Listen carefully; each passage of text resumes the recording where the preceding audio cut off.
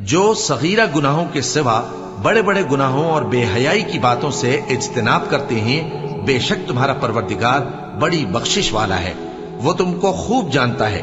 جب اس نے تم کو مٹی سے پیدا کیا اور جب تم اپنی ماؤں کے پیٹ میں بچے تھے تو اپنے آپ کو پاک صاف نہ جتاؤ، جو پرہیزگار ہے وہ اس سے خوب واقف ہے۔ بھلا تم نے اس شخص کو دیکھا جس نے منہ پھیر لیا اور تھوڑا سا دیا پھر ہاتھ روک لیا؟ کیا اس کے پاس غیب کا علم ہے کہ وہ اسے دیکھ رہا ہے؟ کیا جو باتیں موسیٰ کے صحیفوں میں ہیں ان کی اس کو خبر نہیں پہنچی؟ اور ابراہیم کے صحیفوں کی جنہوں نے حق اطاعت اور رسالت پورا کیا، وہ یہ کہ کوئی شخص دوسرے کے گناہ کا بوجھ نہیں اٹھائے گا، اور یہ کہ انسان کو وہی ملتا ہے جس کے لیے وہ محنت کرتا ہے، اور یہ کہ اس کی محنت کا جائزہ لیا جائے گا، پھر اس کو اس کا پورا بدلہ دیا جائے گا، اور یہ کہ تمہارے پروردگار ہی کے پاس پہنچنا ہے۔